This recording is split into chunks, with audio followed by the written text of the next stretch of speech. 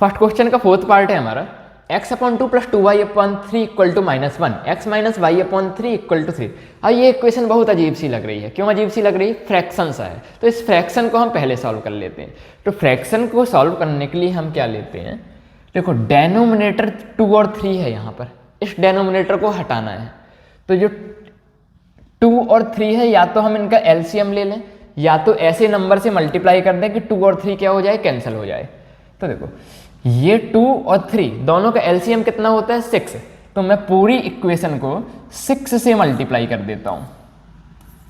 6 से मल्टीप्लाई करने से होगा क्या, 6 2 से कैंसिल हो जाएगा, तो नीचे डेनोमिनेटर का 2 खत्म हो जाएगा, और 6 3 से भी कैंसिल हो जाएगा, तो डेनोमिनेटर का 3 भी कैंसिल हो जाएगा। ठीक है, तो देखो ये अब कितना आया हमारा, 6 × x/2।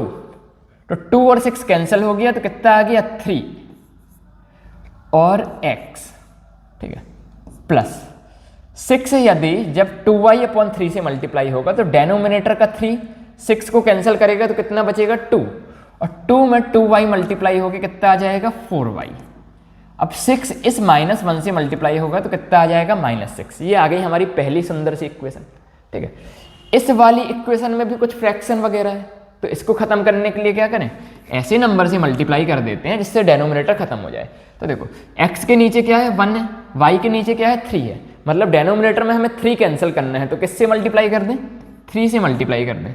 तो 3x से मल्टीप्लाई करके कितना आ जाएगा, 3x। 3 - y/3 से जब मल्टीप्लाई होगा, तो न्यूमरेटर का 3 और डेनोमिनेटर का 3 कैंसिल हो जाएगा, और कितना बचेगा, -y इक्वल टू 3 से मल्टीप्लाई होकर कितना आ जाएगा, 9। इसके बाद एलिमिनेशन मेथड में क्या करना होता है, किस वेरिएबल को हम एलिमिनेट करें उसका कॉफिशिएंट बराबर बनाना होता है। तो देखो यहाँ पर x का कॉफिशिएंट तो पहले से बराबर है ना, तो इसमें बराबर बनाने की जरूरत ही नहीं है। बस हम क्या करें, ये देखें ऐड करना है कि सब्ट्रैक्ट करना है। तो देखो ऊपर वाला भी पॉजिटिव है, नीचे वाला भी पॉजिटिव है, यदि दोनों पॉजिटिव है तो हमें क्या करना पड़ेगा, सब्ट्रैक्शन। तो चलो इन दोनों इक्वेशन को क्या कर देते हैं, सब्ट्रैक्ट कर देते हैं। तो यदि सब्ट्रैक्ट करेंगे तो पॉजिटिव वाले के नीचे नेगेटिव, नेगेटिव वाले के नीचे पॉजिटिव, और पॉजिटिव वाले के लिए नीचे क्या आ गया, नेगेटिव। 3x - 3x कितना हो गया, खत्म। 4y + y कितना आ गया, 5y। -6 - 9, -6 - 9 कितना होगा, -15। तो यहाँ से y की वैल्यू आ गई -15/5, डेट इज y की वैल्यू आ गई हमारी -3। ओके, सब्स्टिट्यूशन से नहीं किया गया इस बार, डायरेक्ट मैंने एलिमिनेशन से कर दिया। चलो इसके पहले एलिमिनेशन से कर देता हूँ, बाद में सब्स्टिट्यूशन से कर दूंगा। ठीक है, तो y की वैल्यू यदि -3 आ गई, तो किसी एक इक्वेशन में y की वैल्यू रख दें तो हमें क्या मिल जाएगा, x की वैल्यू मिल जाएगी। तो मान लो मैं इस बार सेकंड में रख देता हूँ, तो 3x माइनस y की वैल्यू कितनी, -3 इक्वल टू कितना लिखा हुआ है, 9। मतलब सेकंड वाली इक्वेशन में जहां y था, y की जगह y की वैल्यू पुट कर दी।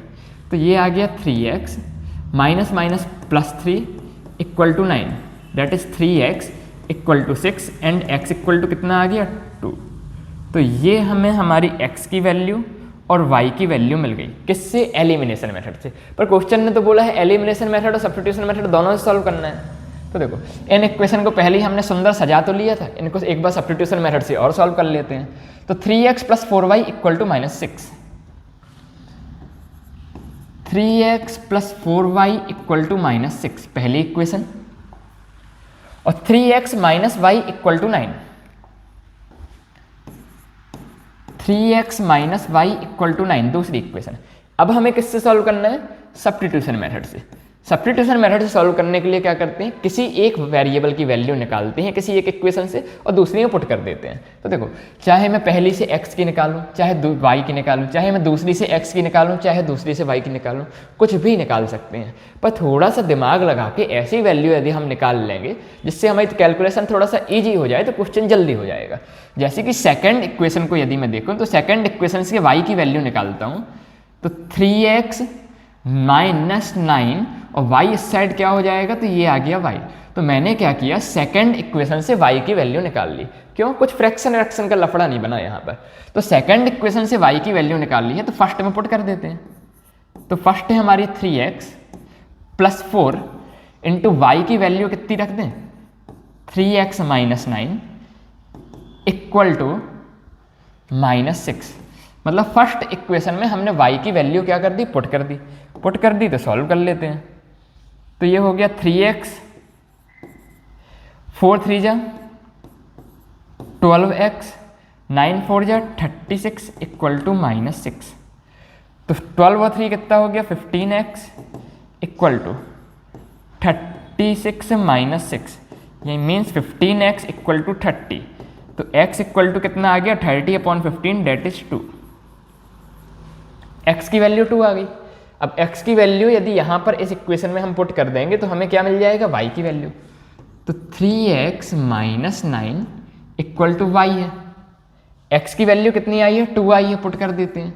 तो 3 2 जा 6 -9 इक्वल टू y। तो 6 - 9 equal to y that is -3 equal to y। तो y की वैल्यू कितनी आ गई, -3, और x की वैल्यू कितनी आ गई, 2। एक बार कंफर्म कर लें, कुछ गलती तो नहीं हुई। देखो y की वैल्यू -3 और x की वैल्यू 2, दोनों वैल्यू क्या आ रही है, दोनों मेथड से सेम आ रही है। ठीक है।